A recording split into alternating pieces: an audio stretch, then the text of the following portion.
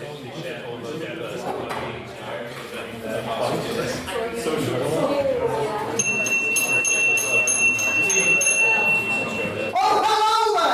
didn't notice you were here. Welcome, everyone, to the 8th ordinary meeting of the 171st session of the Queen's University of Belfast Literary and Scientific Society.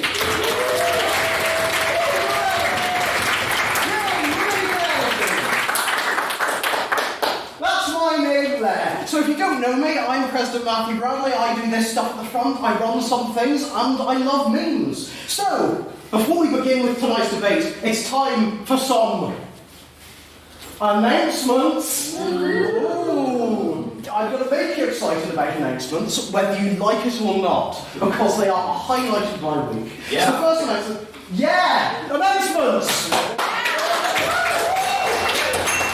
you want to hear announcements? Do you want to hear announcements?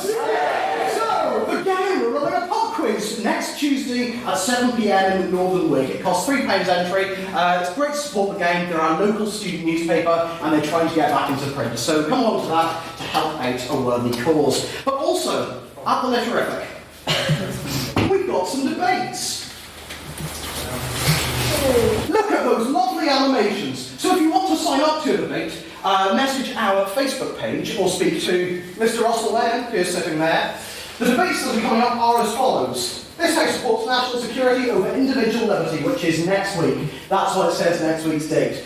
The week after that is the Godkin Novice debate. This is if you're a new speaker, if you haven't spoken before, or you've made your first speech this year, have a go at that. The motion doesn't matter, it's about the way you tackle the motion and your skills as a speaker at the front. It's a really great debate. A lot of us here have done it. Hands up if you've done the Godkin debate before. Perfect. There's actually two winners in. Caitlin P won it. I won it as well. Hey! So, that's the Godkin. So if you're a new speaker, sign up for that. It's a good time.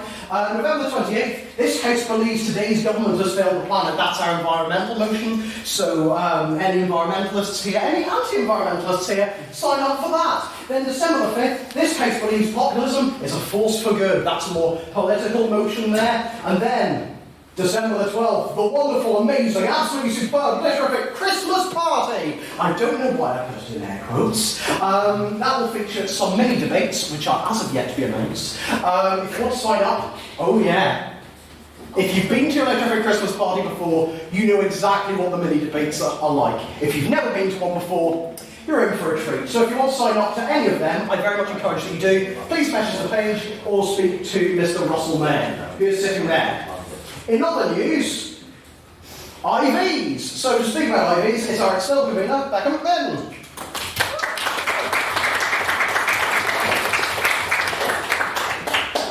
So we had two IVs this past weekend. They were both in UCD. We had Chris, who's there, and Sullivan, who might see who's Sullivan. Who went to the UCD IV, they both did really well. And we had Bevan, who went to the novice, and also Mark, who helped out, who also both did really well. The next one coming up is in Cork on the 23rd and 24th of November. If anyone's interested in going, please speak to me sooner rather than later.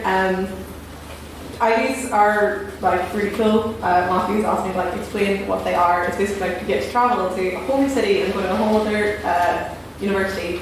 And over the course of 2 days, you get to debate our range of motions and try and be the best.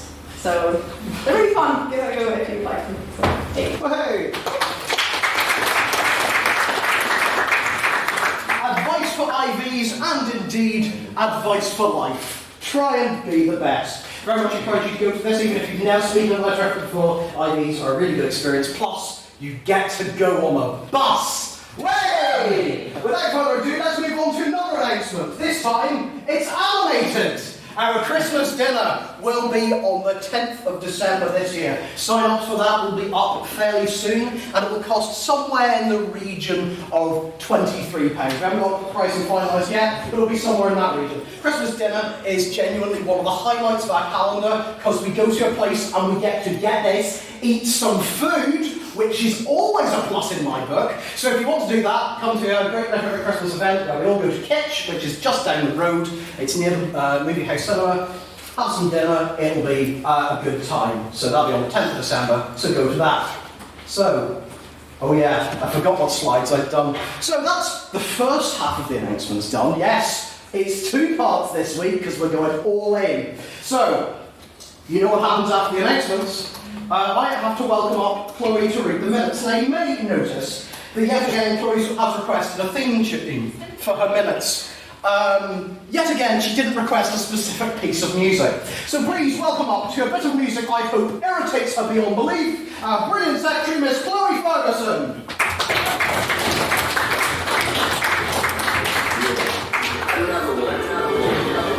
You know it's Will Smith and DJ Curly. You're welcome.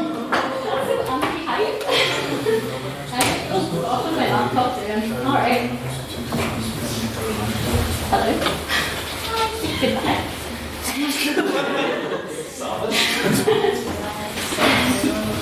On Thursday the 31st of October, otherwise known as the Spooky Hours, 30 members of the Literary and Scientific Society of Queen's University Belfast commenced its 7th ordinary meeting of the academic year to debate the motion, "This House could date a vampire," aka the members of the House who weren't cool enough to have other Halloween plans on the biggest night of the year. Because whether it is the current political climate or whether you would date the crazy robot baby from Twilight, here's a letter that we really have your back. The evening began with President Matthew Bradley showing the House a riveting video of what exactly a vampire is and thanking the House for attending the annual Halloween pub crawl which had occurred the previous night. Many of the House themselves looked a little undead after such, so they were definitely not still hungover the next night. Then began the minutes, and to this secretary's delight, it had finally happened. Thus, I had secured a theme tune, as you can see from tonight. If we have learned anything from this experience, it is you can get anything you want from bullying people. Even if you can bully Bradley, even the supporting equality of men and women in the diverse world of audio media introduction. So thank you so much. You're welcome. The evening moved on to private members from Smith, beginning with Mr. Russell Nairn, who asked the House on its opinion of touring artist Amanda Palmer being disinvited from the Late Late Show, as the song she had intended to play had abortion as its main subject matter. Mr. Connor Cordell echoed this disappointment, as the Late Late Show had a history of being pretty confident in tackling the big issues in Ireland. The second piece of private members' business was from Mr. Cormac Donegan, who announced to the House the most important news of the week. Nay, the century, My Chemical Romance has returned.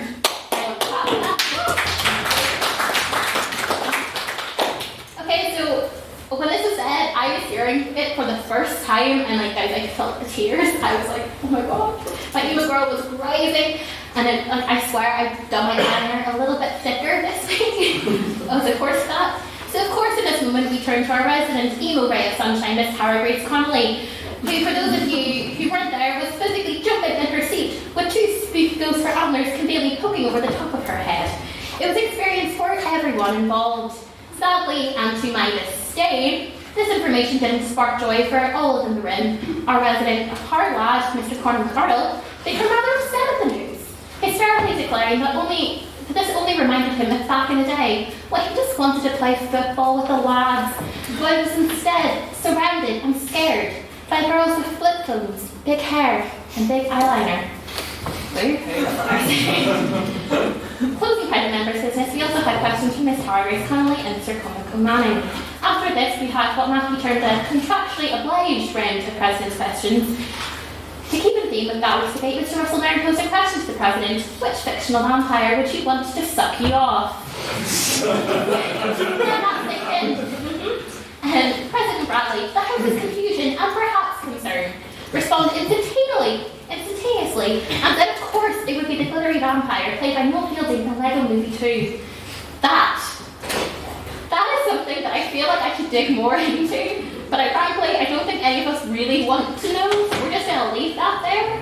However, on the topic of digging further into psychoanalysis of Matthew, Mr. McCullough asked the President what his biggest fear was. Matthew's response was having a President's question he had no answer to, because this was obviously not a deflection of anyone truly getting to know him. I told Matthew that I wasn't going to roast him that much, and I swear that's kind of the end of the lesson. I didn't expect you to drink it while you roasted me. Mr. Montgomery wrapped up President's questions by asking what was the spookiest noise the President had made.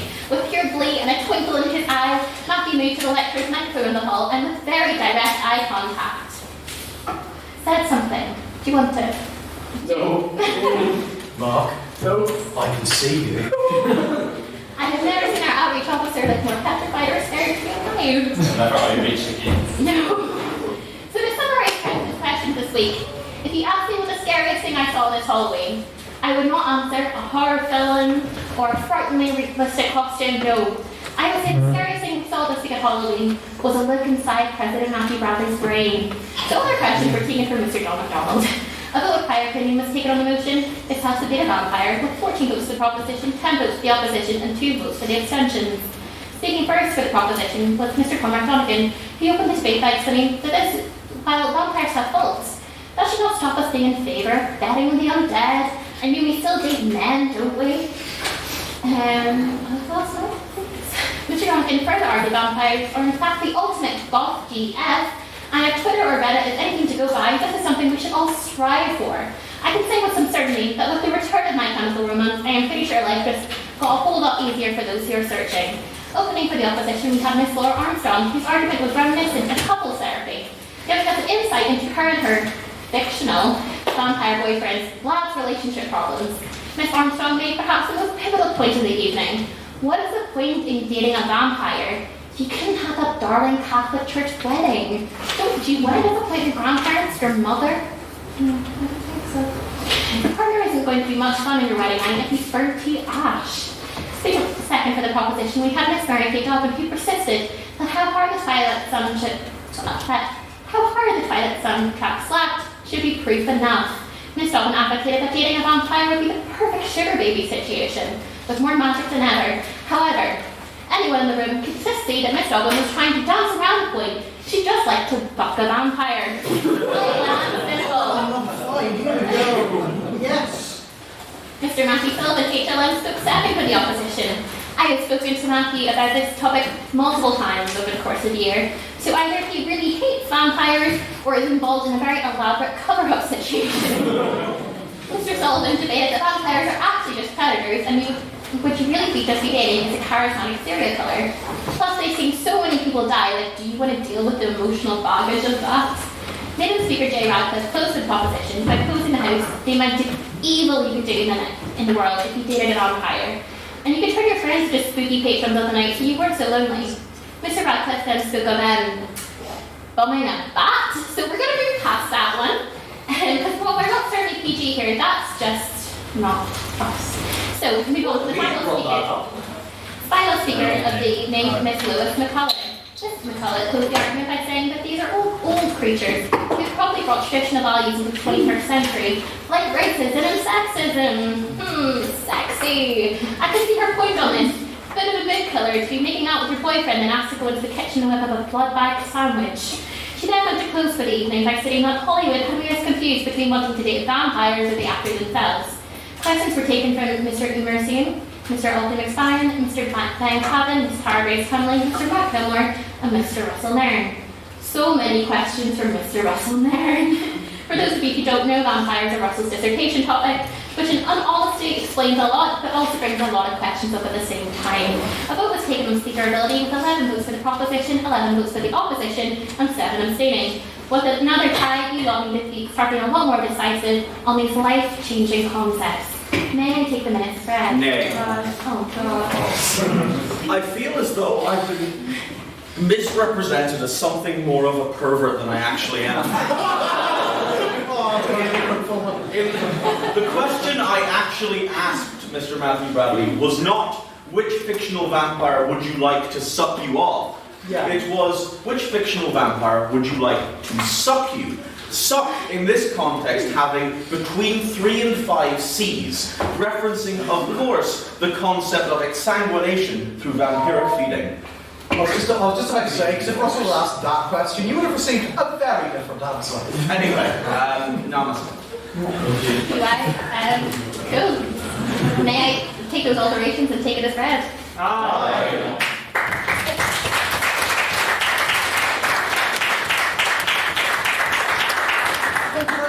Those minutes. I'm now going to disconnect the speaker, for it will be of no use to me. Oh yeah, I remember what that slide was. So we've come to part 2 of our wonderful announcements. And this week, our second of these announcements are going to be fun, productive, and interactive. And they might even help people. How are they going to do that? I'll tell you how. Charity.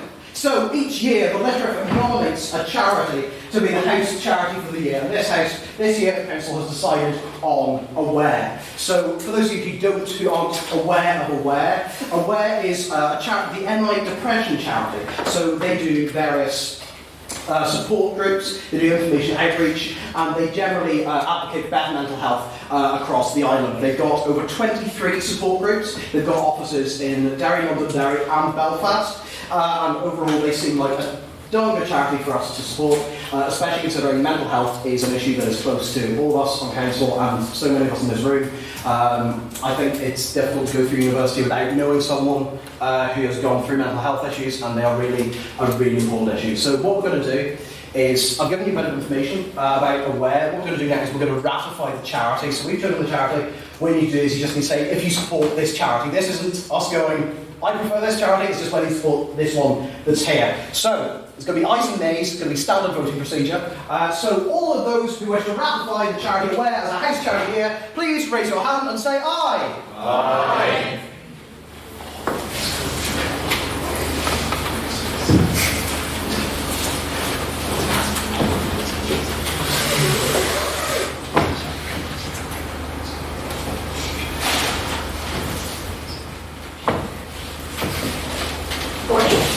I got 42. Ooh. Well, sure, why not? Love the charity. And all of those in a rather futile position who want to vote against, please raise your hands and say nay. Don't be scared. Be scared, seriously. Because it means we have to do more work. So there's none of that. Any abstentions? Not that there should really be much point.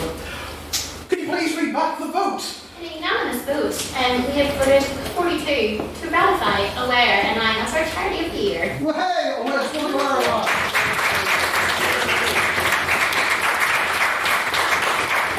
Unfortunately, he's not here tonight, but our events officer, Mr. Colin McCall, will be organising various events throughout the year that will aim to support charity, and we really look forward to seeing what we come up with and what difference we can make. So it's time to move on to the standard bit of the evening.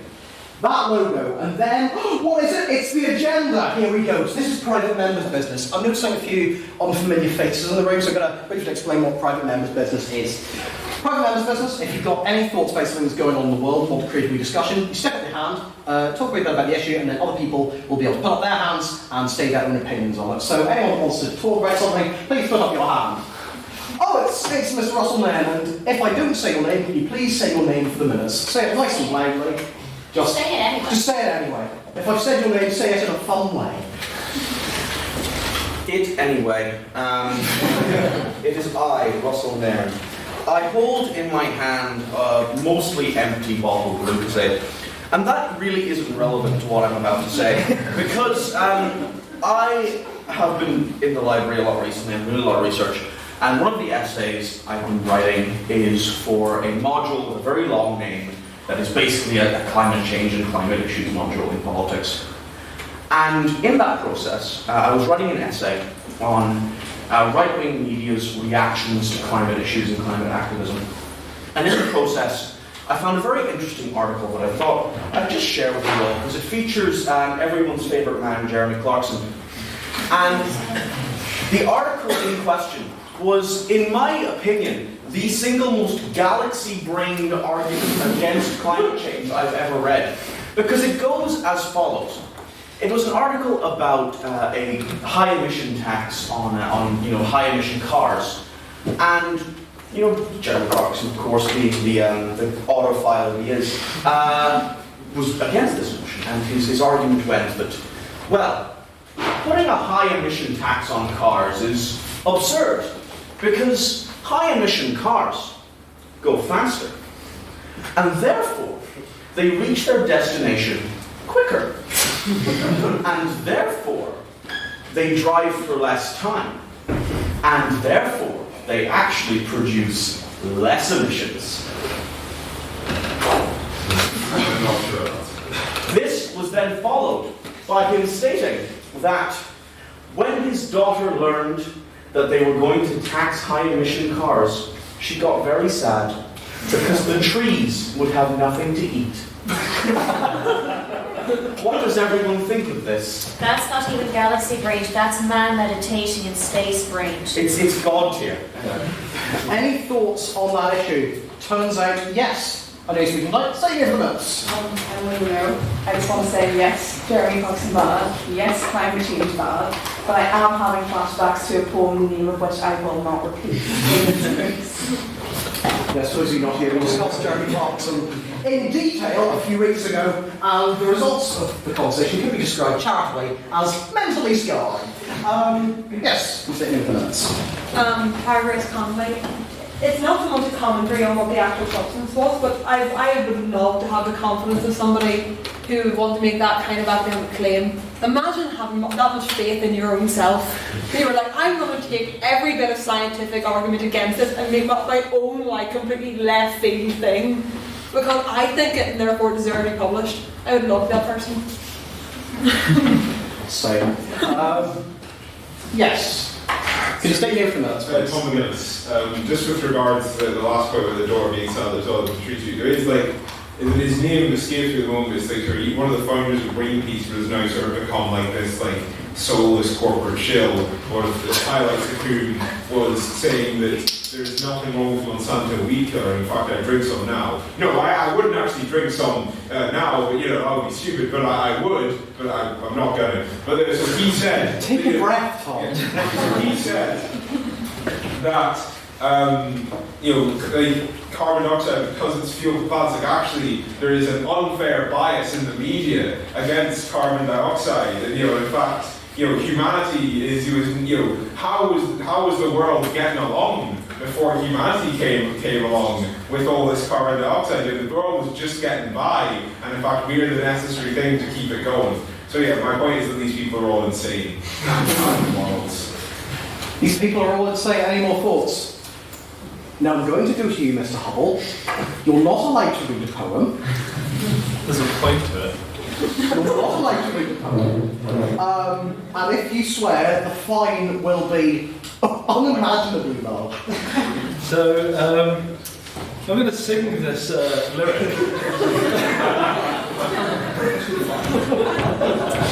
there is a point. There's link to this. It's a bit of a positive message. I'll have to run a cliffhanger with it. But there is a point. So I'm going to read the final two stanzas. Okay. Or I'm going to sing them. Okay. Right. No, I'll read them. Sorry. I'm just annoyed. Right. After a fag had a shag with a jag. Hot genitals fall slowly up his exhaust. Can I stop you, Mr. Hubble? Can I stop you a second? Is this the same poem as last time? Yes, but there's a good reason. Right, okay, because I was going to put this to a vote as to whether or not to hear more. Can you do it without mentioning the poem? Because I've got a fear that there'll be some people in the room who, as soon as they hear the poem again, as soon as they leave, they skip just all the cry. explicit things. Okay. Or the very explicit things. In his sleep, he was peaked knackers deep in the Jeep. I missed out that bit. Subsequently, his organ was shoved in Morgan. Missed out that bit. Then one day, a hybrid. He stayed open-minded. This is the relevant bit. With emotions eclectic, like Bob went electric. And popped his wee penis inside a Prius. Oh no. No, Carson's less mean, because he's loved something green. No longer the weasel who hates biodiesel, and if he can keep it up, he will go far. They finally caught Jeremy in a nice car. That was all. What's the point to it? Thank you very much for that poem. I thought it would be a bit of like a post stamble afterwards, but... No, I was just thought I'd read it. Any other thoughts? I'm sure we've got many. Yes, at the front. Can you stay there for minutes? Hi, yeah, Rachel Beck. So the way science has just learned that you actually have two brains. There's the one up here, and then there's a bunch of bacteria doing some heavy lifting in like your lower colon. I think that the two Jeremy Clarkson and what's his face that we just talked about, I think they're experimenting with leaning more on the brain and the lower colon. Thank you. Well, Sorry, I just get your second name, sorry again. Beck, B-E-C-K. Any other thoughts on Jeremy Clarkson? Yes. Can you state your name for the minutes? Optimus Farm, and I think I might be using the brain of my lower colon. So, yeah. So, right, I'm a bit of a Top Gear fan, okay? And I remember having the very stand up for Clarkson last time, so I'm not going to do that again. But what I'm going to do is I'm going to put forward my own crack-jawed theory on climate change and see if it gets any credence in this house. So, Do you want me to cry, Alkin? I mean, I don't want you to. You can cry if you want to. Then fire ahead! Right, so let's say the Earth takes this carbon, and let's say the Earth is a bit like a complex, it's a complex thing, the Earth, okay? And let's say if we just remove all the carbon, what if that's equivalent of like a drug addict who needs the heroin, and then you take the heroin away? And what if in taking the carbon away, thinking it's a simple fix, we actually do more harm than good? So maybe we should gradually get rid of the carbon rather than just getting rid of it immediately. So we wean the Earth off, let it go cold turkey for a while instead of making like an ice age. I'm afraid if I minute that, you'd be sent to the mental asylum. I mean, we are meant to be a paragon of free speech here, but free speech does occasionally have its downsides. Yes, can you state your name for the minutes? John McDonald, fellow councillors. I got a bit of an issue with Hawkins. He described the Earth like this, but we all know it's flat. Yes, can you state your name for the minutes? Just hearing it all. I'd like to hear a bit more about Hawkins' proposed methadone program.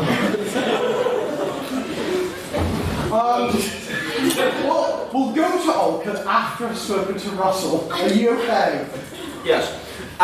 So as a qualified neurosurgeon and climate expert, I can tell you that the conclusion to my most recent essay, which is about 45,000 words long, is that the actual cause of any climate issue is a small green gremlin called Libble, who lives over a bit near Louth. And what he does is he sort of just hates everything. And any time he sees a child laughing, the earth gets slightly hotter. And therefore, in order to prevent the destruction of the planet, we must make all children miserable. Here, here.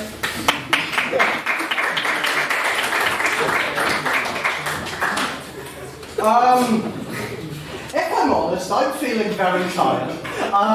But we're going to go to Mr. McGuinness, and then we will go to a couple more people that wrap up. Because it seems like Jeremy Clarkson has pushed everyone's buttons. So we'll go back to you, look at the brief, and then we'll move on. Just for a point of clarification, you say a 45,000 word essay. What kind of module are you in by? Yeah. My module is life, and I am the guru. Any final thoughts, Ms. Beck? Yes, I appreciate your sensitivity with putting the Earth on a methadone program, but let's be honest here, we take the Earth off the carbon, it has the trembles for a few days, it pukes a lot, you give it a ton of soup, it'll be fine. Let's not put on kid gloves here. The Earth has earned this pain, let's just get it over with. Thank you. We'll go to Alkin finally, then we're going to have a separate bit of private members' business, just to clear our minds. So, Alkin Experiment. I want to clarify a couple of things. His name is actually Abel, not Little, and Russell is Ron. But like you were saying, the Earth will go cold turkey. I mean, did you look at the last time the Earth went cold turkey? Off the desk, please. Off the I mean, desk. like we had the Ice Age, so we did the time before that. The dinosaurs got wiped out, so we need to be very careful on like what we do when we treat the Earth here, because it's got a habit of wiping out this dominant species on it whenever we try and cure it. So. Hold it here first, folks. So, are there any separate pieces of private members' business, preferably of a completely different topic? Yes, Mr. McCall. It's been nice this week that the uni strikes are back. Personally, in third year, I'm not too happy about that. What does everybody else feel with this? So those of you who weren't here 2 years ago, there were some strikes at the university which meant you'd miss classes. I believe that happened at the end of November now. Yeah, so there's going to be an 8-day strike, so you might not have class for 8 days. Are there any thoughts on this? Yes, please state your name for the sir. Brian Hoey. I was actually going to ask people, put the same point to the room about how if the university, if students who lose time, who lose class time during strikes, do people in here think that, because the university will presumably save money from not having to pay some of the staff who are on strike during those days, do you think it would be a good idea for the university to use that money that is saved to compensate the students for missed class time? Because at the end of the day, I don't want to start a debate about tuition fees, but we're paying for a service, and if we don't receive that service, then should we not get some sort of rebate from the university? Ooh, yes, at the back, you state your name and all that. So Jason Bunting. So strike's been announced 25th of November till 4th of December. And it's totally fair, I think, for students to feel angry about this and to feel kind of upset.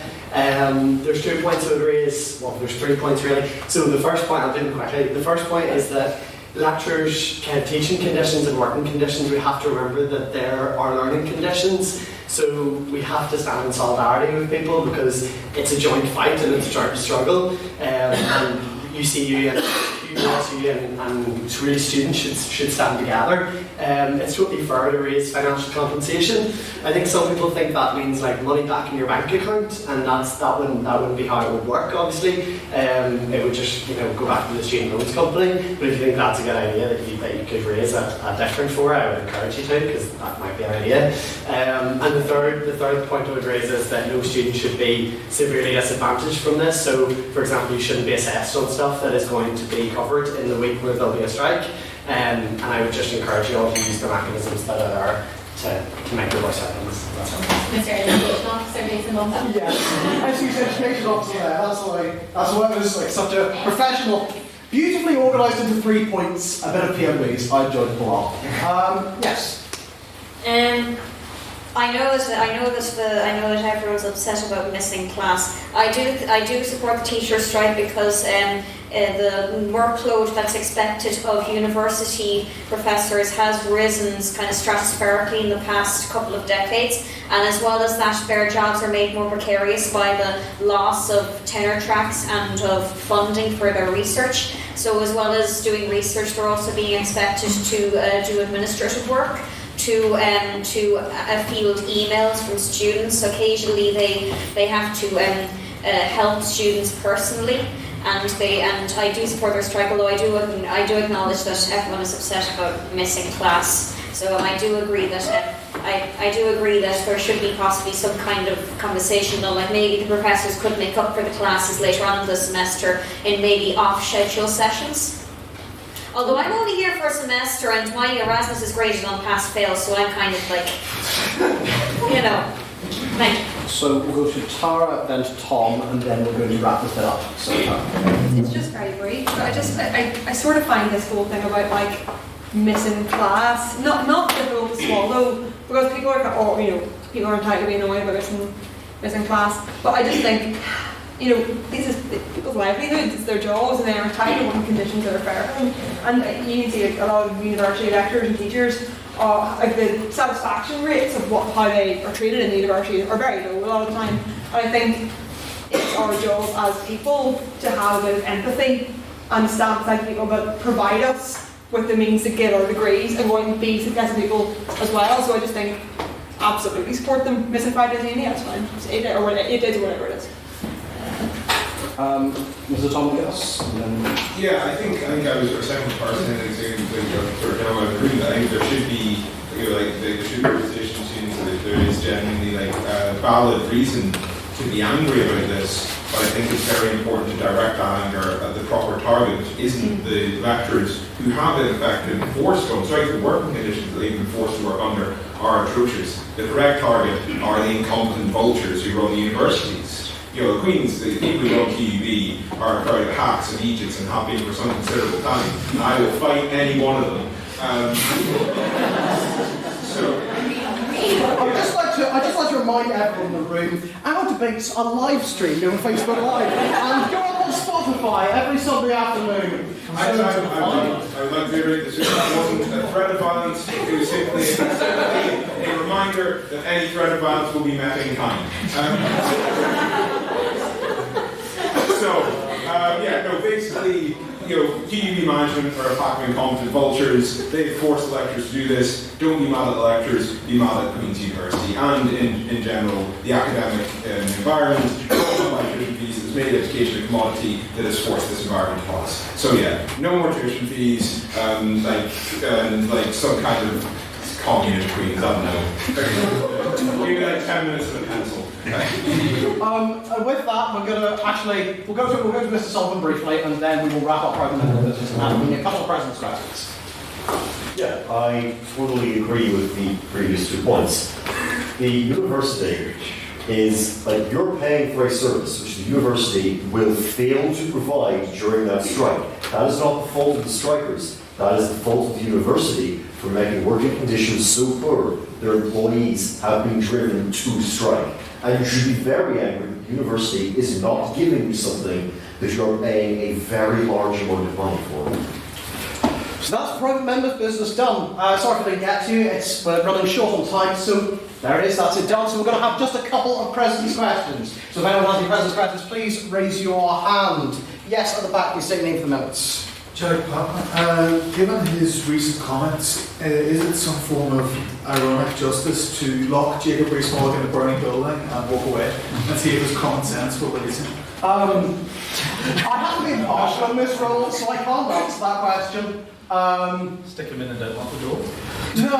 No, I don't have to remain impartial, so I can't answer that question. Ask me in the pub, however, and I'll tell you. Mr. Russell now. Given the motion of tonight's debate, I'll focus in on one aspect of the motion and ask you that, Mr. President, if you could be driven to economic ruin by any famous capitalist throughout history, which would you pick and why? All of these questions are very surreal and operate on an ethereal plane within which I can only imagine the contents. I would go for Reggie Fils-Aimé, the former president of Nintendo, famous for such quotes as, "My body is ready," and "I'm off to play Animal Crossing on Nintendo 3DS." So where would be the former president of Nintendo? Reggie! Any other questions? Mr. John McDonald. A bit of a serious one. Oh no. No, serious. So every year since the Lyric has been set up, every general election we've had a general election debate. I remember the last one was really, really great, and I was wondering if we're going to have one this year. That is something to be under discussion. This is the first question that's been actually about the society in probably around 3 or 4 years. So, I'm going to answer that with the symbol of a question mark. Are there any other brief president's questions? Yes. Sometimes I'm dumb, so forgive me this one, but what remark did Jacob Rees-Mogg make that merits locking him in a burning building and makes it ironically humorous to do so? This is becoming suspiciously like private members' business, but Mr. Patton, can you say very, very quickly? In an interview with LBC, he commented that the death toll in the Grenfell disaster was due to the lack of common sense of the legal family. Ah, I understand that, thank you. There we go. So, any other president's questions? Mr. Mark Gilmore. Mr. President, as we all can see, Queen Lizzie is back.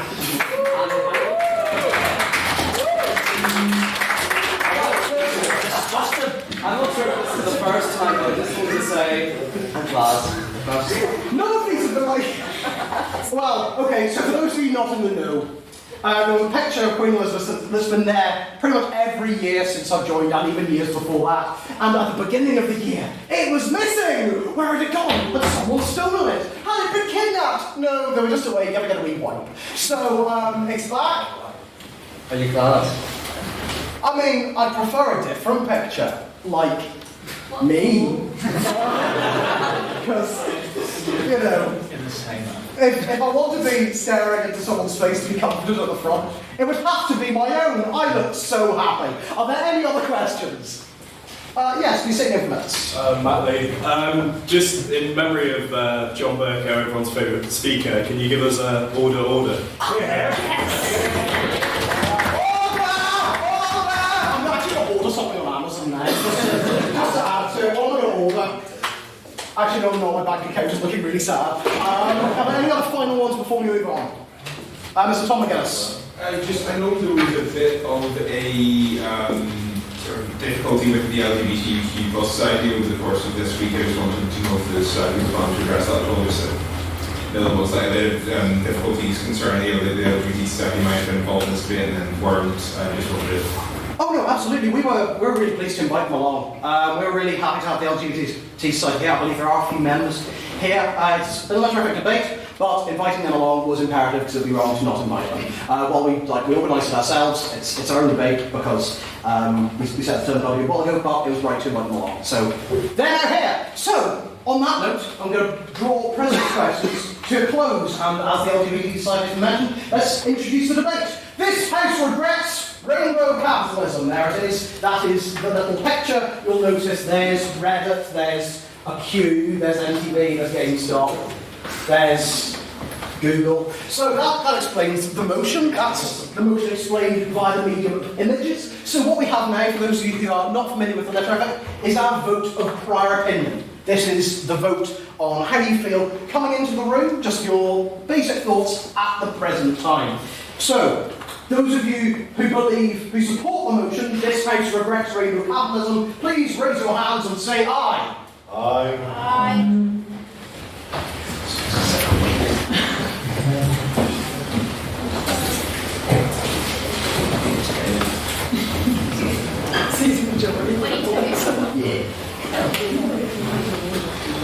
And all of those who would oppose the motion, this House regrets Rainbow Capitalism, please raise your hands and say nay. No. Yay. Put your hands up high and only 5'6". So I'm not impressed with them. Just And all those who wish to abstain on the motion, please raise your hands and say meh. Meh. Why?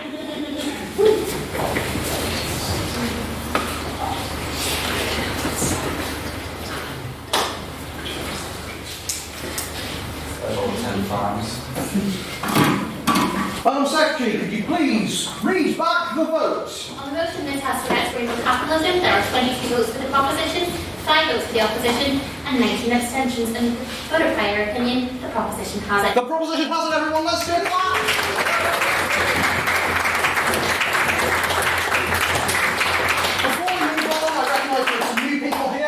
Rules of debate, I'm just going to go through them very briefly. So there's proposition versus opposition. They will give alternate 7-minute long speeches on the topic. So proposition for the motion, opposition against the motion.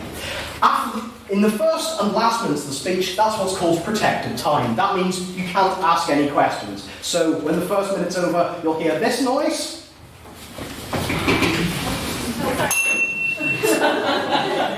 One job. And when the last minute's about to begin, you'll hear this noise. And then when the 7 minutes are up, you'll hear this noise. And then when I get increasingly angry, I'll keep dinging it until you stop. So, if you want to offer questions to the speakers at any point, please raise your hand and say on that point, or point of information. The speaker can accept or decline your point. Please don't barrack them, i.e. keep offering questions. What? We're not doing that this week. It's okay. I'm sorry. I'm sorry to crush your dreams, but it brings me joy.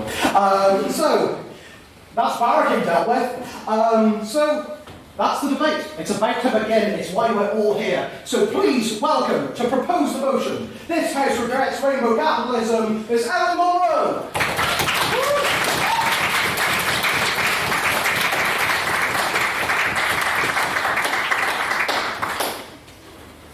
Honoured guests, Rainbow Capitalism is a crude exploitation of the LGBT community and everything it stands for. We regret that it presents queerness as a commodity to be bought and sold. Tonight, I will start by looking at the origins of the LGBT movement, corporations at Pride, and that one Taylor Swift song. Then, Matthew will explain how rainbow capitalism distracts us from more pressing issues. And often will finish by examining the precedent set for corporate involvement in political issues set by Rainbow Capitalism. So, what exactly is it? It's a targeted inclusion of the gay community to generate a market that is specifically focused on them. Think gay bars, pride t-shirts and Primark, links to deodorant with rainbow packaging. Rainbow capitalism is how the capitalist society that we live in extracts as much money as possible from a progressive movement such as that for LGBT rights. Unfortunately, the gay community targeted by capitalism doesn't extend far at all beyond stereotypical image of a cisgender, white gay man. An example of this, despite being represented by the first letter in the LGBT acronym, I couldn't buy any specifically lesbian-themed merch at this year's Pride. Speaking of Pride, the movement as we know it was born in 1969 when police raided Stonewall Inn in New York City, which was at the time a safe haven for many marginalised people. Trans people, gay men, butch lesbians, homeless youth, trans women of colour especially, like Marsha P. Johnson, who famously threw the first brick at the riots, are to thank for our movement. Not long after, began to push for queer liberation and intersectional approach to equality. LGBT groups supported the Black Panthers, women's rights, and sought to dismantle structures such as capitalism, marriage, and the idea of the nuclear family, not just to liberate the LGBT community, but everyone. The idea was to innovate, not assimilate. But where are we now? I, like the rest of the LGBT community, welcome happily the news that equal marriage will finally be implemented here. But we have to ask ourselves, was that the point? The opposition will tell you that rainbow capitalism has led to greater acceptance for LGBT people, without which gay marriage here would not have been possible. I do not disagree with this. I'm just concerned that it's a symbolic victory and regret that rainbow capitalism has led us to integrate ourselves into a heterocentric and normative consumerist framework, something which hurts everyone, not just LGBT people. And because I'm not done talking about pride, let's bring up corporations. Is commercial visibility really the goal for LGBT people? Not when so many are left out of that vision. While trans women of colour are thanked for the modern LGBT movement, commercial visibility hasn't helped the 22 trans people, mostly trans women of colour, that have been killed in America so far this year. We also have to question the motives of any company who claims to support LGBT pride, especially in June, when they feel like they can slap a rainbow image over their logo on Facebook and go to sleep thinking they've done something progressive. UPS is a prime example. Google UPS Pride, and the results are UPS brings commitment and support to Pride Month. But they quietly donated almost $2.5 million to anti-gay politicians in the US. In the UK, brands like Budweiser and Smirnoff sell us alcohol in rainbow-coloured bottles. But when we think about how the alcoholism rates in the LGBT community are disproportionately high compared to our straight counterparts, it all feels a bit cheap. And when we consider even further that LGBT people are more likely to be homeless, and that homeless people are more likely to be alcoholics, it gets even worse. Rainbow Smirnoff isn't helping homeless LGBT people on the streets. Rainbow capitalism and pride is the phenomenon at its most insidious, intruding in a space that the LGBT community created for ourselves to sell us a product and then leave. On that point, Sure. you say this, but you're wearing a Queen's Rainbow lanyard. Do you don't think it's important for the LGBT community to embrace this as solidarity? Okay, I kind of knew this was coming up and that might be why I wore it. I am happy to wear this because I know that the university has an active LGBT society. I see that LGBT people are included in campaigns that the university runs. I see that there are protests being done on LGBT issues at the university often. So I know that the university cares for our community and is going to look after me, which is why I'm happy to give money to buy something like this. Okay, so finally, to Taylor Swift's so-called gay anthem, You Need to Calm Down. Released during Pride Month, it's attracted criticism from the music world and LGBT people alike. It's a gay anthem, but it only contains 3 lyrical references to queerness, one which can only be spotted if you closely read the lyrics, and one that's so vague it might as well not be there. The overall message of the song is that because Taylor Swift has some ears, she knows what homophobia is like, which is 100% not true. Then, in probably the worst line in the song, she sings, "She had never made anybody less gay." Shade is a subtweet. Homophobia It's targeted attacks on gay people, it's Uganda's Kill the Gays bill, it's LGBT people being tortured and killed in Chechnya. It doesn't make them less gay, it makes them dead. Add this to the fact that the climax of the video was supposed to be about gay rights. Taylor ends her feud with Katy Perry, which ended up grabbing more headlines than the song's supposed activist message. She also portrays homophobes as dusty hillbillies, which doesn't really help anyone either, given that our main enemies are powerful lawmakers funded by corporations like UPS. The presence of famous LGBT people in the video can modify our community as a marketing strategy. Just because they agree with the message of the song doesn't mean I have to. Taylor Swift apologists will often remind us that she has supported the LGBT community her entire career. I asked them, why did it take her so long to make a song about us then? The answer is social convenience. It's an example of how a company, or in this case an artist, can cash in on pride in the LGBT community to sell a product, which is wrong. To conclude, I want to make one thing clear. Capitalism exists to make money. Those in charge will do anything to make a quick buck, and if that means selling us rainbows, while supporting politicians who oppress marginalized communities to maintain a capitalist system, they will do it. We urge you to think critically about the motives of the capitalists who support pride, and vote with the proposition on the motion that we regret rainbow capitalism.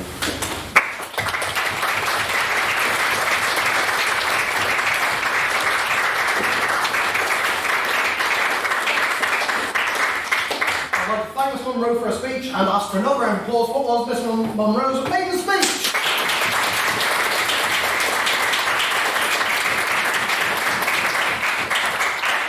I'd like everyone to clap again because it's time to welcome the first speaker of the opposition, Ms. Bevan Tankard.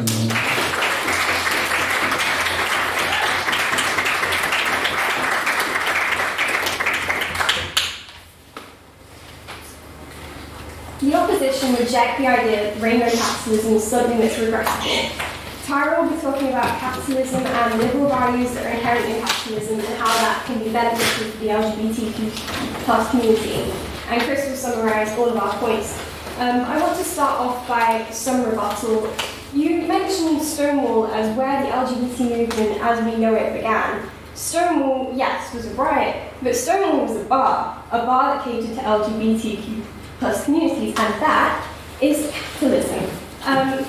You also mentioned that Queens does a lot to support the LGBT community, and I wouldn't deny that. But later when you said that Taylor Swift had taken so long to come out and support, Queens definitely has not supported queer people the whole time that it has been open. And that is the point here that LGBTQ plus inclusion has been something that is growing, and that is part of its inclusion in capitalism. Capitalism and rainbow capitalism provides validation for youth who live in isolated communities, who don't always have the access to queer spaces, who may not see representation anywhere else other than in this format. So are you saying that for these people to actually access it, they have to pay for it? And that just strikes me as being fundamentally wrong, to make someone pay to be the person they want to be. No one has to pay to be the person they want to be. I'm talking about in general advertising as well as that. And maybe it's not the best way to see yourself represented, but it is the only thing that I'm seeing on offer. No, thank you. I'd also like to point out small queer businesses that may redefine rainbow capitalism in the future. We have apps being set up like Prouder, which support LGBT business across Europe, building connections and contacts and networks. We have shows made by queer people, for queer people, but also for anyone else who wants to learn more. Things like Queer Eye and Sense8 as well, that are shown on Netflix, which is largely something that we would associate with capitalism. I also want to go back to where the LGBT movement came from and talk about how it's been connected to capitalism since the beginning, with LGBT rights growing from bars and having that origin there. I lost my point. So So these forms of ownership and self-identity can be important. Seeing yourself in TV, film and media being produced by people like you is important. And rainbow capitalism isn't just something that other people impinge on this community. It can come from within the community itself. The idea that it is wrong for people to aspire to a mainstream lifestyle and aspire to a nuclear family, that the movement has to be entirely reactionary, is not correct. People can benefit from that. It's not necessarily heteronormative. People can make it what they want it to be. The targeted inclusion of the gay community to create a market aimed at them is not something that is wholly negative, and we believe that the positives definitely outweigh the negatives in this debate. Positives like increased visibility from people from outside this narrow sphere who might never have heard of LGBT issues or anything about this community will be learning about it for the first time through this medium of capitalism.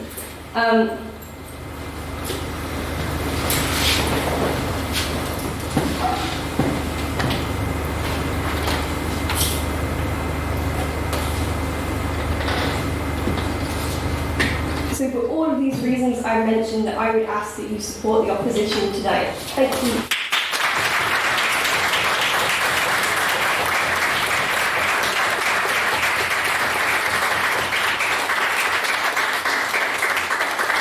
Thank you very much. Let's take a bit from another round of applause. What was her maiden speech?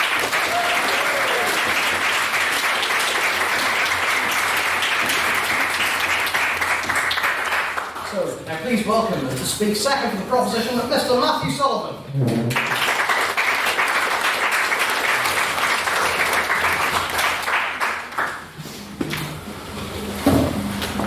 Okay, so none of the corporations who are advertising to you by showing off their wokeness give a single solitary damn what you, your rights, or anybody's rights except theirs to make money. Now, over the course of the next 7 minutes, I'm going to be discussing how rainbow capitalism is like a thin veneer of maybe goodness over a massive wall of rot. But first, let's do some rebuttal. So, when we talk about rainbow capitalism, we're not talking about like the fact that there are bars which serve gay people. We're not talking about small businesses made by LGBT people to solve issues that LGBT people face. We're talking about things like Smirnoff putting up a big billboard at Pride with a rainbow flag so that they can go, hey guys, we're woke, right? Buy our stuff. We're talking about when the companies, no thank you, when companies do this tiny little token gesture, big companies, so they can seem like they care, despite the fact they're not actually doing anything. Yes. You either take capitalism as a whole entity or you don't take it at all. You can't pick and choose what parts of a capitalist system to look at. It's either all capitalism or not. We live in a capitalist society. Everything is inherently capitalist. You can't say this isn't and this is because to fit the argument. I take your point. No, I totally and utterly reject the notion that to talk about rainbow capitalism is a bad thing. Like, we have to go, yeah, if it's bad that Smirnoff puts up a rainbow flag so that they can pretend to be woke, then we must also be saying that it's bad that there are gay bars that exist. No, that's utterly ridiculous. Every time you see an ad and you go, oh cool, they've got a rainbow flag, that must mean they're like a good company, I'll buy their products. Every time that happens, you're falling victim to a very carefully planned manipulation. No, thank you. Some committee of suits in a tar in London or Seattle or New York realized they could increase the rates at which they extract profit from you by making you believe their corporation is friendly and nice and cares about you and your feelings and cares about other people who you like.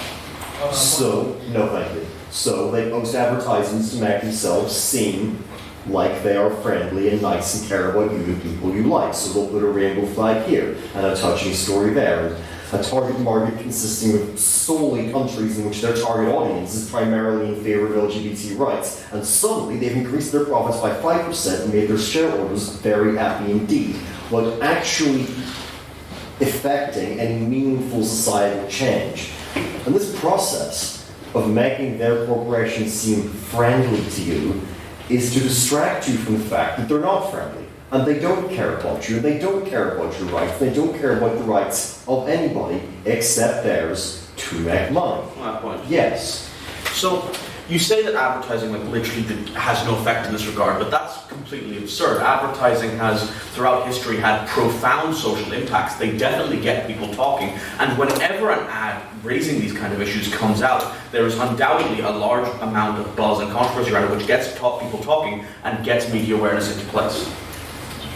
Yeah, but that's the thing though. All it does is add a tiny bit of awareness to an issue which, at this point in time, society is pretty well aware of. They're just going, hey, we care too. Yeah, sure, that's fine, but it doesn't matter, because people are already aware that LGBT people are a thing and deserve rights. On that point. No, thank you. Sorry. This process, So, as I say, this process of making their corporations friendly to you is distracting them from the fact that they're not friendly. If they could get that extra 5% by supporting anything else, you could bet they'd be doing that.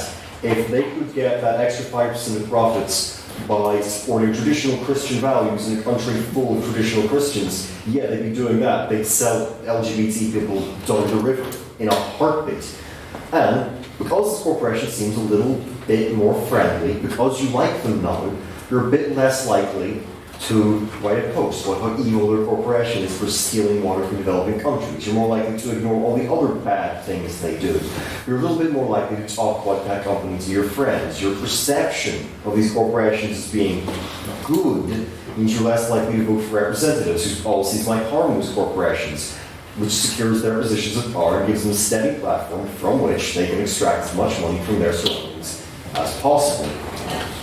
Now, Rainbow Capitalism has some extremely minor benefits. Like, yeah, it does a tiny bit towards normalizing and raising awareness for the LGBT community. And that's fine, that's good.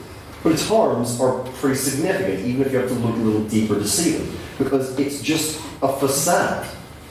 Every time a corporation does some token gesture to make you like them a little bit more, without them actually having to do anything of substance, they're engineering society to trust and love them so that you look past the bad things they do, you'll keep buying their products, and you'll keep believing that maybe the current system isn't so bad after all and doesn't need changing. You know, they're putting up a nice rainbow flag on the wall, and they're using it to cover up the massive pile of rot that they have infected that wall with in the first place. And don't fall for it. Don't be manipulated. Don't allow yourself to think this is somehow a good thing. Rainbow capitalism, like any other ad campaign which consists of, hey kids, look, we're left-wing like you, buy our stuff, is just another method of social engineering. And for that reason, we absolutely regret that it exists.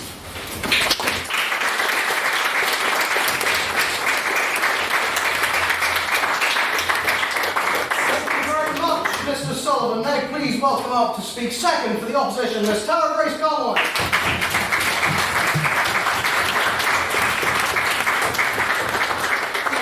My trousers first along with. Okay. Alright. Got like several pages of strong notes, but I'm going to start my speech with a couple of points of rebuttal for both the speakers that went before me. So first and foremost, the first speaker talks about this idea of symbolic victory. Surely a symbolic victory is you said the word victory, there is still an inherent aspect of good in having this level of visibility. Symbolic, sure, but it's a symbolism that is carried to legalisation of same-sex marriage. It is a symbolism that has carried widespread appreciation and acceptance of LGBT people. That isn't something to be sniffed at, that is something to be, you can see the merit in any kind of symbol. Secondly, you said as well, it was a really interesting point, which was, you said about you didn't, an aspect that you said, you regretted certain examples of rainbow capitalism, so that you were all right with who you be and being able to wear things that are LGBT branded in a certain institution, which means you don't have an inherent problem with rainbow capitalism, you have an inherent problem with certain aspects of rainbow capitalism. The same way that I can have certain problems with certain politicians that espouse views that I like. I can disagree with people on other things. You know, you aren't saying you have an issue with an overarching idea, you have an issue with how certain people enact that in that system. On that point, I think maybe you're getting wrong in what we're trying to say here, okay? Look, we're not going to complain because Paddy, who owns the local pub, decides to put up a flag for Pride, okay? But whenever mass corporations, which is what we mean by rainbow capitalism, take advantage of this cause simply to make dollars, we do have a problem with that. Well, I hear what you're saying, which is why I have directly in my next bit of the which is there's inherent clash in what the proposition is saying, which is the first time round we had our first speaker talking about how gay dollars and the marketisation of LGBTQ identity within those kind of spaces is still a problem, it's still an issue, whereas you're hearing from me that it's not bars, it is in fact large corporations. We're seeing a kind of picking and choosing opinion on what is the person that can oppress and who actually, you know, we like bars, so that's not oppressing people. We hate corporations, and it's not small businesses, it's only Google. So as I said earlier on, you either take all of capitalism and all oppresses, you can't pick and choose the aspects. The motion is this house regrets rainbow capitalism, not this house regrets pickpocket aspects of rainbow capitalism. And my next point is the motion is this house regrets. It's not this house like loves it or hates it. It's would you prefer a world in which this had happened or had not happened? And I would take rainbow capitalism over open oppression any day. I would take rainbow capitalism where I'm able to walk down the street, carry an LGBT flag, in a Western society, proud of who I am, rather than having to be rather than having to hide in fear and not be able to see any form of representation of myself anywhere. As there are in other countries in the world. Plus, there's an aspect of this too, I'll get back to you in a second, that you said earlier on about people, the second speaker, people in the world are aware of LGBT rights. Now, everyone knows it's trending like them, not in Africa, not in other countries in the world. It is trending like LGBT things. You're able to marketise it in the Western world. I said earlier on with the importance of symbols. Seeing a country that does espouse liberalism and does espouse acceptance of LGBT rights, whether that is through a gay pride parade or seeing a bottle in a shop, it's more than what other people in other countries have. And I would rather take that than be afraid of being killed, as in Uganda, for going on a gay pride parade. Yes. Thank you. I hear what you're saying about rainbow capitalism bringing greater representation. But I would ask you, what about if you're living closeted in a homophobic or transphobic household, and your homophobic or transphobic family members see, say, a rainbow bottle of Smirnoff? Do you have any idea of the stress levels when people go through when they hear their parents or their brothers and sisters going, did you see that rainbow bottle of Smirnoff? The gays want everything to be rainbow now. It's ridiculous. It's political correctness gone mad. And the stress levels of being closeted in that environment, with that conversation, it takes away the enamel on your back molars. Yes, I know exactly what that feels like. Sorry? I know exactly what that feels like. Yes. You know, that is yes. saying that is, you know, that's exactly what I does feel like. However, that isn't a problem with rainbow capitalism, that's a problem with an unaccepting family. You know, anyone could say they're gay or, oh, that bottle isn't the offence. They don't not like that bottle having a rainbow flag. They don't like gay people. It doesn't matter what way that message is being transmitted. By the way, it is horrible. I haven't actually gone to any standard point yet, so I'll briefly fire through those if I can find them. Yes. So, if you wanted to take a very left-wing version of this, I mean a very, very, very left-wing version, you could say that rainbow capitalism means that everyone is now raised at the same level of oppression, everyone is on the same playing field, we're all being oppressed because of class, everyone is now fair game in this society, so we're all able to unite against capitalism. We'll touch on that later on. That's your remit. And then, so there's an inherent link between capitalism and liberalism. Not that anyone is saying like, oh, go liberalism, entirely up to you. But within liberalism, there are generally okay things enshrined in that, like law and order, democracy, inclusion of people in the international. This means, one, that people are more included in the international sphere. That's a good thing. What it also means is Having LGBT people included in the mainstream narrative and in capitalism means that we can highlight issues within the LGBT community that if it was to remain in a closeted, safe, closed environment, well, I say within like closed environment, oh Jesus, that time already, that it means there is no level of accountability to inherent issues within the LGBT community, such as bi-erasure, anti-TERF clothing. So, trans exclusionary radical feminist t-shirts exist, and there are also anti-trans exclusionary radical feminist t-shirts, which proposes a message of, it's capitalism that you're selling a t-shirt, but that t-shirt carries a message of such significant weight to the LGBT community that you can't regret the fact that t-shirt's being made and sold for a price. I have so much else to say. The creation of queer apparel for queer people, and the money goes towards queer charities. That is capitalism. That's what I was saying earlier on. You can't pick and choose what aspects of sales isn't capitalism. That is still the selling of products. That is still part of the market, and it goes towards LGBT charities. Also, if you look at the entire market that exists for trans people, the selling of binders, packing equipment, they are all things for trans people who need that for their identity, and if that was not part of the market, people couldn't purchase that. That is so unfair, and you're not like, everyone would say you want free things in the health service. Unfortunately, that's not the world we live in at the moment. That is not where we are, and if those things are not available on the market, then it would be entirely unfair, and we can't regret it. I didn't even reach half the stuff I wanted to say, but yeah.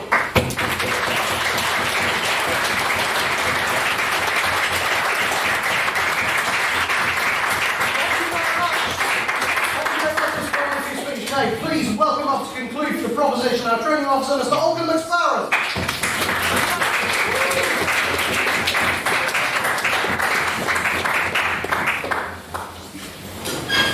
Right, thank you, Tara, for that speech. So,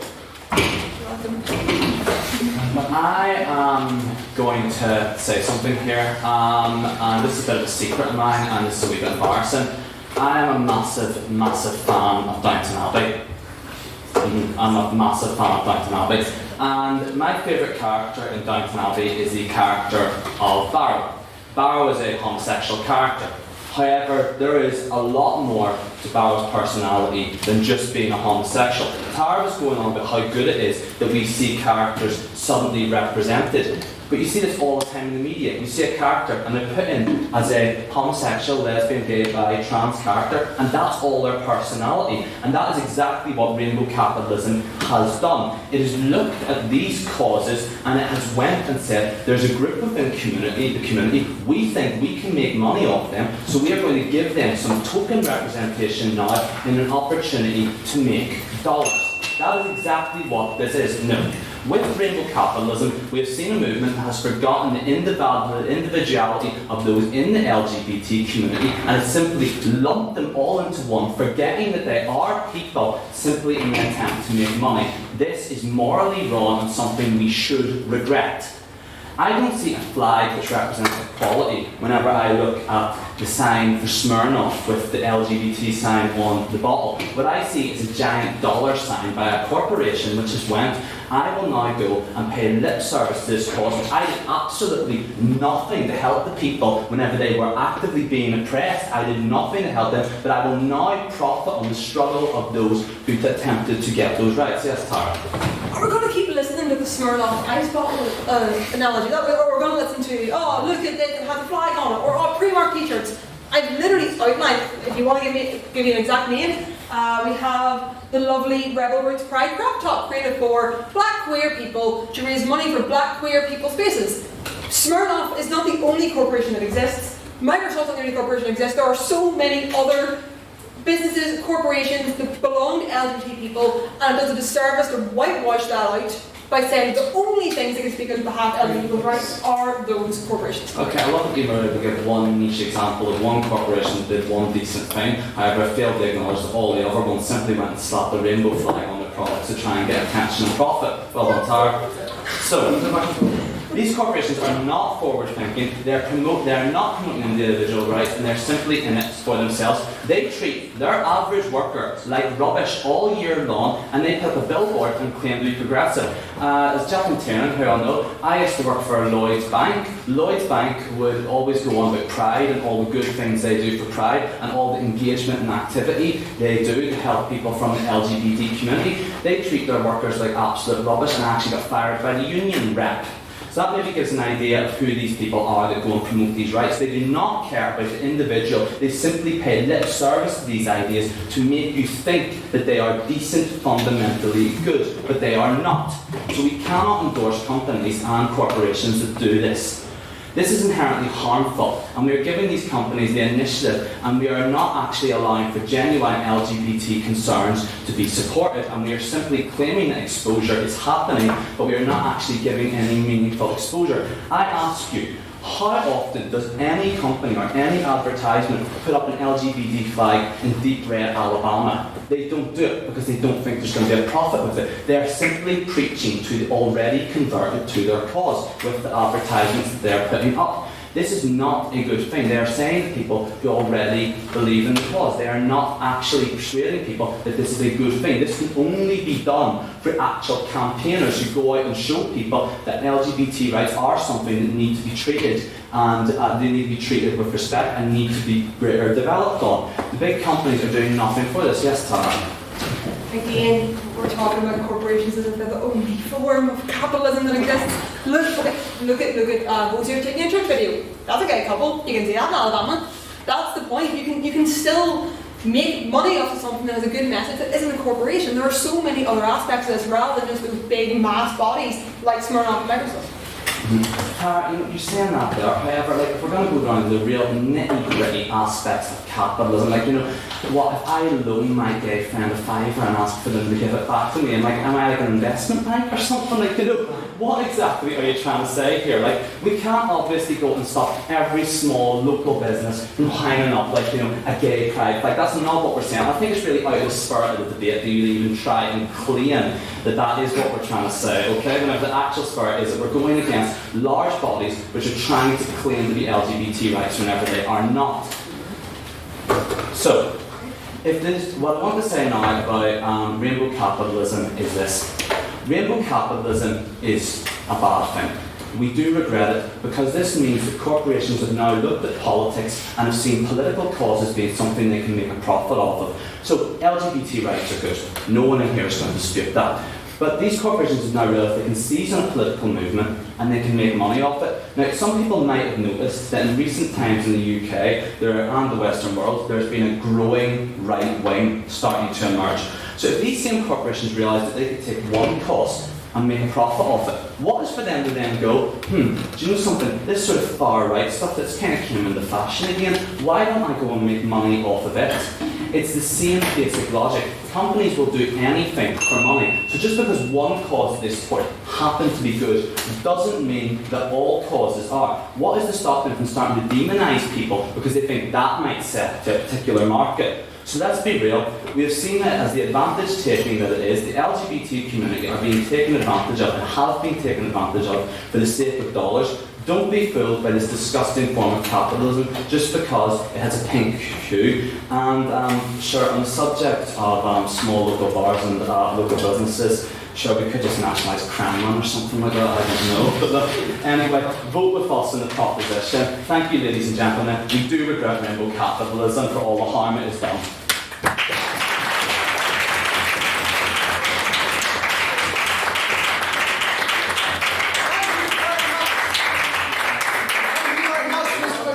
Now, please welcome up to conclude for the opposition and indeed the debate, Mr. Chris Hubble.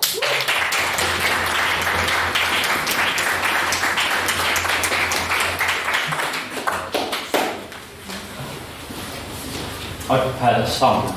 So my poem at the start went down terribly. So that's not happening, and you only have yourselves to blame. Next time, laugh at my joke. You meant to laugh at that one. Okay, so let me start with a bit of rebuttal. The first speaker on the proposition says we should question the motives of corporations who promote LGBT communities, and that we need to be reflective when we look at them. And we need to look for that active involvement in the movement. We need to look for that active involvement in issues. But there is a contradiction here. Like the idea that we can be reflective, and the idea that there are inherent forms of rainbow capitalism that aren't detrimental, just proves our point that that under capitalism you can have businesses that support the queer community or queer-led businesses, which the proposition seemed to dismiss, and both of these have a positive impact on both the queer community and society at large. So, like, the proposition has to admit that rainbow capitalism can and has appeared in a way that both profits from the LGBT community and provides a meaningful and tangible difference to the movement. The second speaker for the proposition focuses on large corporations and refuses to engage with the fact that capitalism, that rainbow capitalism, has led to queer businesses and to queer spaces. These are a direct benefit of rainbow capitalism. He then suggests that advertising and the promotion of increased visibility of LGBT issues, that doesn't have an impact, that isn't relevant to this debate. But that's just not true. When we look at mainstream media, which I think was mentioned on one of the slides, whether it's advertising in film, whether it's characters in Downton Abbey, yes, you might be cynical and say that some of these characters are put into there because it's the current thing to do and because it will just get more views. It doesn't matter. The actual impact of those characters being on television has a tangibly positive effect for the LGBT community. On that point, go on. There's no strike either for just simply throwing in a character and saying this character is gay. It's actually inherently insulting to the LGBT community because it's just saying we put them in there, but they're actually not in any way meaningful, like to the plot, and not any other character personality apart from that. It actually gets rid of the individuality of people who are LGBT. Well, yeah, but that just proves that the writing's terrible and probably isn't a good show. The majority of shows. I mean, they're not going to get away with just having a character who walks into a room and says, "I'm gay." Like, in order for them to be successful, they're going to have more to them, and for that to work, they're going to have nuances in character, and you've seen that with the development. Where if you look 15, 20 years ago, the only gay characters or the only queer characters on television were these sort of simplified versions, but actually because it has become profitable and because it has become beneficial for capitalists, actually that has become more nuanced and that has become more developed. And you see a much wider range now of voices and representation in culture and advertising than you ever did before. The third speaker, that mentions that we should not support organisations or corporations that, treat workers like rubbish or aren't supportive or clamp down on LGBT rights. And that's fair. I really agree with that. I don't see what that has to do with the debate. But if anything, we're not arguing against that. You mentioned that companies will soon turn to other less favourable forms of issues. If we open the gateway for them to become involved in political movements, if they are able to take political stances, such as supporting the LGBT community, that one day when it becomes less profitable and it becomes more profitable to sell KKK hoodies or EDL flags, they'll go and jump ship and they'll do that and they'll start selling burnable lawn crosses at Asda. And also, the whole point of this is once that becomes in the mainstream, it's very hard to take that idea back out again. It is a progressive thing, and it doesn't come from nowhere. This form of capitalism, this rainbow capitalism, is built on people's struggle, and it does come from the LGBT community pushing back from the outside, and that has gained them this access. And yes, there is cynicism, and yes, there is negative consequences, but what we're arguing is that actually, on the whole, there has been more benefit from it, and we would rather live in a society that has embraced rainbow capitalism than one that denies it, and one that the LGBT community is still on the fringes and at risk of penalisation and discrimination. On that point, Yeah, we don't look on society with the LGBT community. Well, thank you. I guess.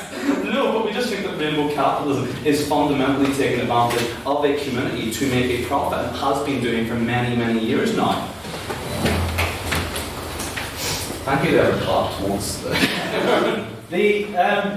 That is inherent in capitalism, and I would say that under this current system, what you would do, you have a broken system. You have the idea that everyone is being exploited by someone.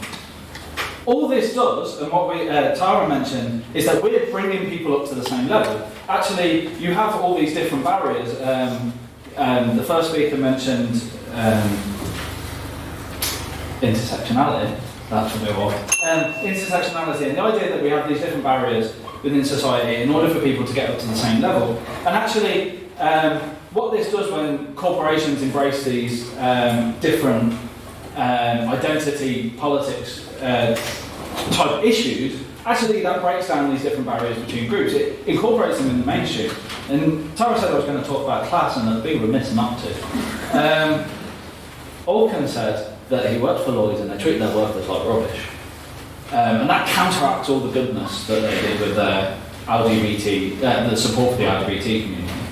But actually, I think if you look at it from a class perspective, the inclusion of LGBT people into the mainstream, the inclusion of other minority and liberation movements into the mainstream, actually heightens class identity and actually heightens the ability for people to understand their economic oppression, which is often denied to them under this system. If you look at any of the big corporations, if you look at Google, they're happy to support LGBT issues, and they're happy to support women's issues and black and minority ethnic issues because they can get away with that. And what this does, by incorporating them, it gives them actually people to have the ability to focus on their economic oppression, and that way we can change capitalism once and for all.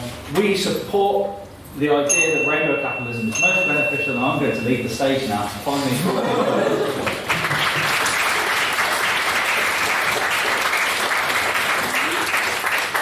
Thank you very much, Mr. Hubble, for that speech, and thank you very much to all of our speakers, especially our two main speakers, for a wonderful debate.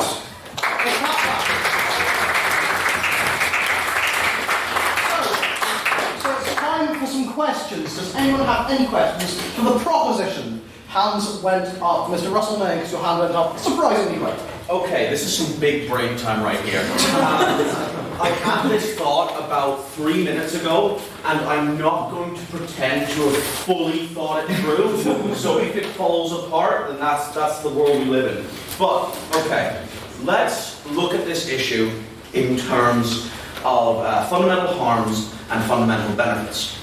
Who is harmed by the very concept of capitalistic advertising? Let's assume that you're correct, and this is entirely motivated by cynicism. Let's assume corporations are cynical and only doing this for profit motivation. Who is harmed by this particular thing? So the people who are harmed by something like Rainbow Smirnoff are, well, homophobes, I guess. I'm not particularly bothered about that. Beyond that, we can look at the benefits we see, this notion of this mainstreaming, that's a benefit. But what if we take this potential benefit in the very fact that corporations are cynical and bad and will present the most dilute possible version of an ideology as acceptable, that is actually a good thing for the movement itself, because it allows them to unite under a counterculture to that movement and push forward social progress through that medium. Okay. Wait, no, I'm on my point of epiphany, all right? So, in much the same way that when outrunning a bear, you don't have to outrun the bear, you just have to outrun the slowest person in your group. In this instance, corporations are the slowest agents of social change. And therefore, they are always going to represent the most dilute things. And if the bear eats them, as in they are the worst representation of something, over time, the actual, proper representation in the community itself will move forward and become more acceptable in society. That's my point. I just want to say, before response. I just want to say, if anyone else offers a point of that length, I'll be on you like a puma. So, proposition. Well, thanks, Speaker, tonight for that fantastic speech you just gave there.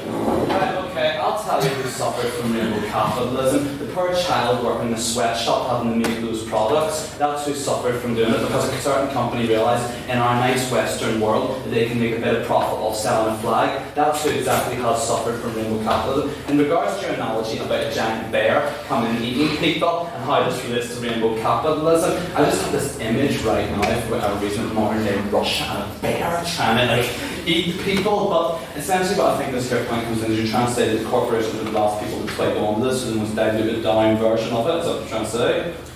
I mean, there's a point after that, but yes, There's a point after that's the line that I used to begin the point. Right, okay, well, since I don't kind of set up dissertation now, what I'm going to say in regards to that point there is that actually that highlights why we should regret rainbow capitalism, and that these corporations do not in any way want to push this agenda at all. They diluted it down to such a level to make it palatable. They thought that an awful lot of people, and then at the end of it all went, we'll make a nice little profit off of it, without actually in any way increasing the cause or helping people who were in a dire situation and simply lying in their own pockets. Opposition respond. We are not arguing that we like capitalism. We are saying that under this current, in this debate, we are saying that it is better that rainbow capitalism has happened and that there have been tangible benefits for it, or from it, that rainbow capitalism and the promotion of LGBT issues through the means of profit has led to widening of representation, the broadening of queer spaces. Right. We are not saying that capitalism is good, but even if you wanted to tackle capitalism, capitalism has to happen in order for the next thing to happen. So that's nonsense. Also, on this point, which is the actual question, we agree with this. This is excellent. Listen to him. No.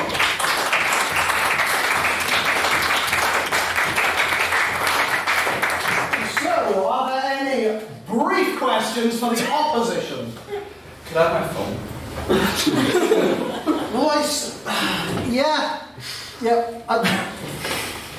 No. So, are there any questions for the opposition? Yes, can you state your minutes? So, 20 to 25% of the LGBT community have a moderate to severe drinking problem compared to 12.7% of the general population. But not to kind of beat on this point, but do you not think that marketing to already kind of vulnerable demographic is kind of a problem? Trying to further this narrative that, you know, it's kind of making a problem of your already suffering. Opposition to respond? Yes, but again we are saying that is the 17th, 10th, 9th. That's one aspect of capitalism. That is one corporation and one thing.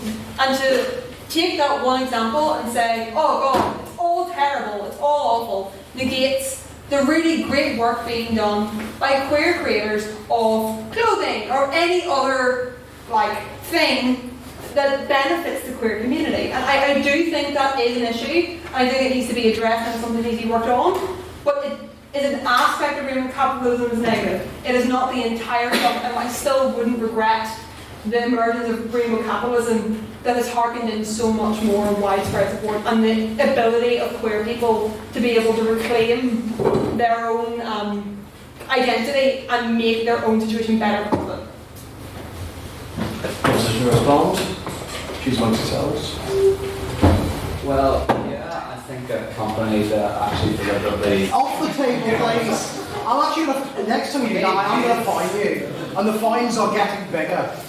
What? No.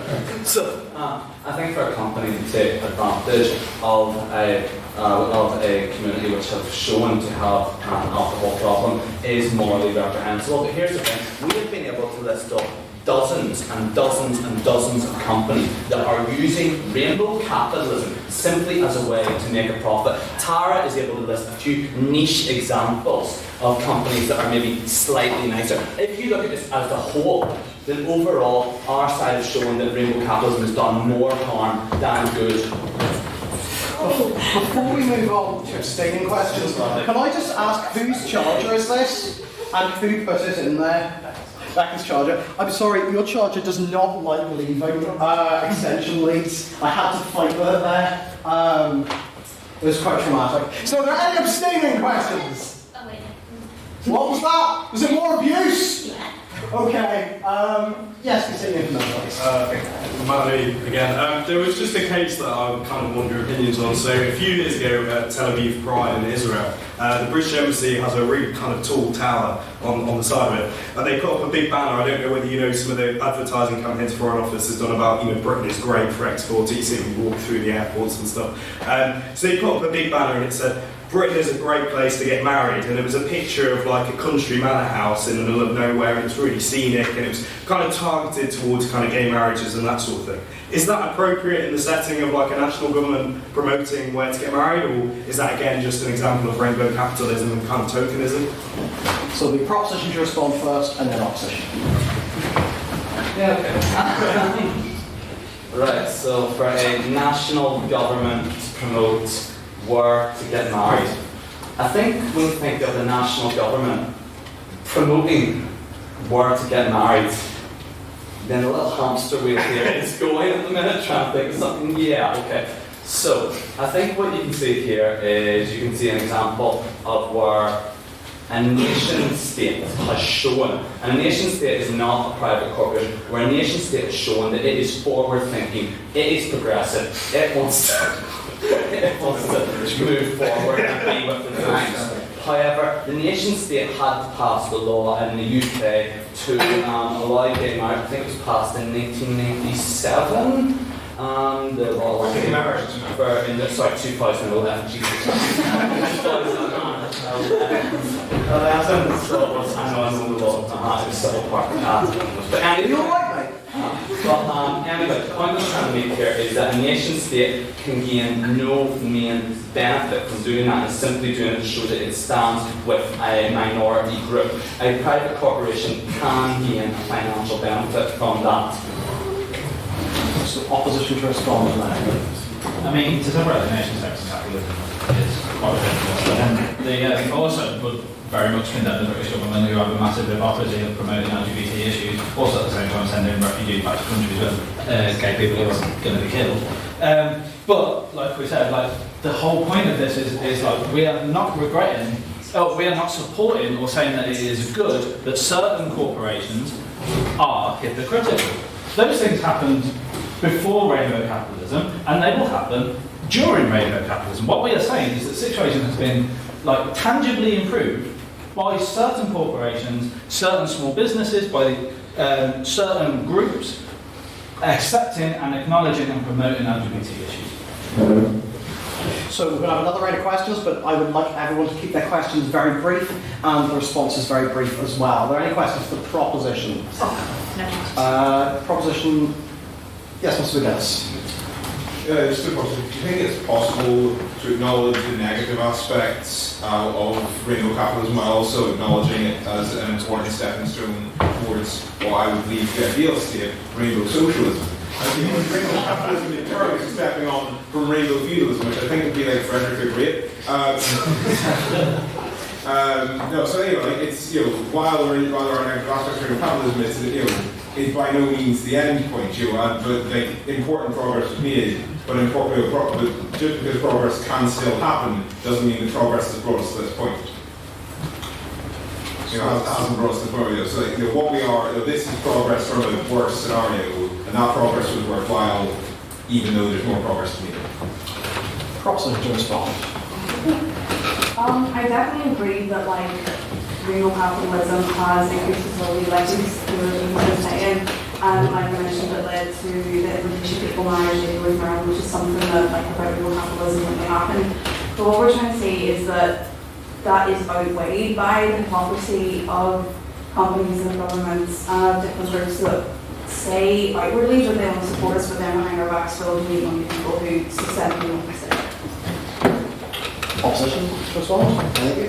I mean, yeah, Rome wasn't built in a day. You can't, as much as people may wish to, as much as we want to, we live in a society. And we can't just snap our fingers and hope for overnight radical transformation. And if incremental slow progress through capitalism is what we can get in this system. Yeah, take it. So, any questions for the opposition? Very brief. Yes, very good. Okay, so I don't think that you guys are accounting for how rainbow capitalism does not push forward gay rights. It appropriates the gay culture and it dilutes it. So, for example, I know we've been talking about how the gay bars are an extension of capitalism and how they shouldn't be singled out for how they're good under capitalism. I think that's missing the point. I think the point is that the gay culture that was fomented in those bars in the 70s and 80s, the culture that can't be sold, that is authentic, that is original to queer community, and is most importantly not totally open to the straight community for appropriation under rainbow capitalism, is that not insidiously taken by the corporations and kind of scrubbed clean of its impalatability and then recycled for straight people? I have just a small example.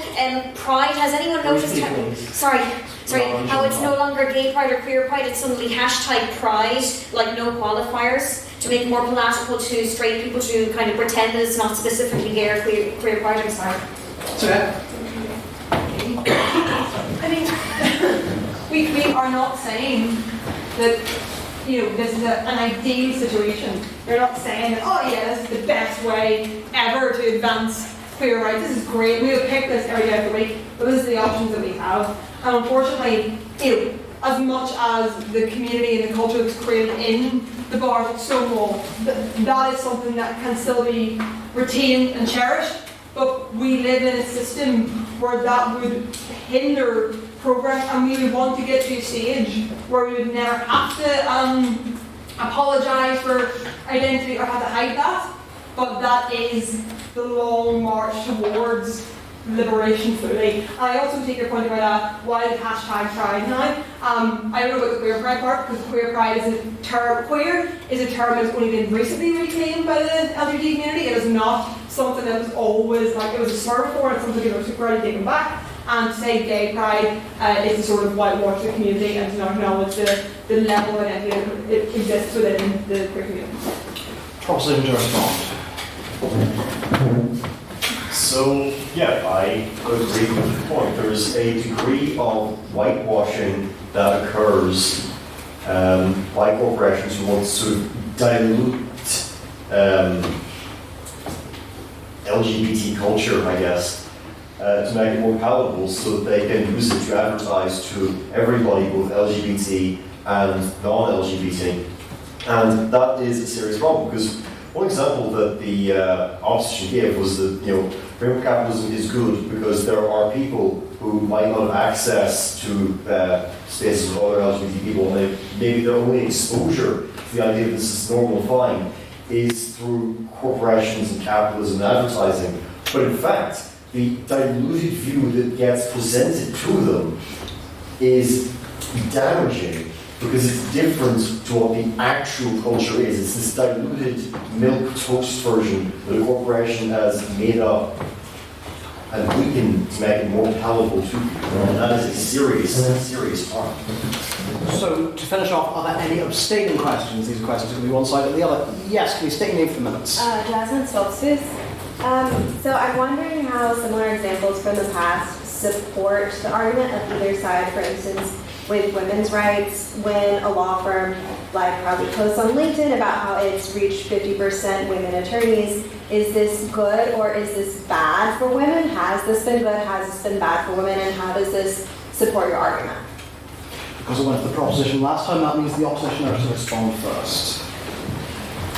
Okay, again, I feel like I'm rehashing the same point over and over again, which is the methods on which we achieve liberation and achieve equality may not be what we want, but are the tools and mechanisms that we have. And we have to use them to the best of our ability. Whether that is through, and this is very polarizing, gender quotas, whatever the means are to speed up liberation, take them. But we can't, unfortunately, we are not able to massively snap our fingers and be right there. And that's what we are saying, we are not, this is not a panel that is massive fans of yeah, go capitalism. But it is a recognition of this house regrets. What would we have if we did not have this? And the answer is probably not very much at all. So yeah, that's my take on that. So, opposition to respond, if you wish. I mean, I definitely see the employment of more women in a firm that has historically been hard for women to get into as a good thing. And I definitely think the same would apply if the opportunity were extended for LGBT people to have an easier pathway into a law career, specifically because being trained in law and having the opportunity to practice law would then allow queer people to dismantle rainbow capitalism. That's it. That's the end of the debate. Sorry if we didn't get to listen to your questions. It is now time to vote. So we've had a really good debate tonight. It's now time for you to vote on speaker ability. So, if you believe that the proposition spoke the best tonight, please raise your hands and say aye. Aye. I never took part, that's part of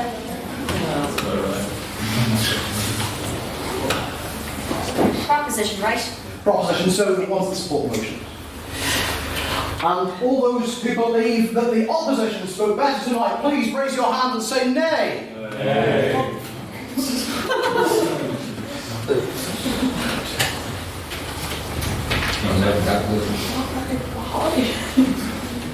I said toys are on the lawn slides on the next election.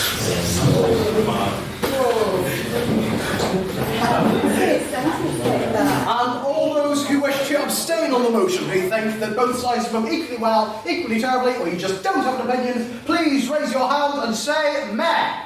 Meh.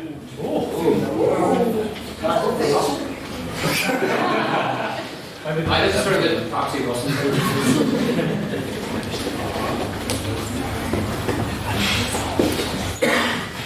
Secretary, could you please read back the votes? On the motion, this House regrets rainbow capitalism. The proposition has 7 votes, the opposition has 23 votes, and the abstentions have 15. The opposition has 6. The opposition has 1 vote.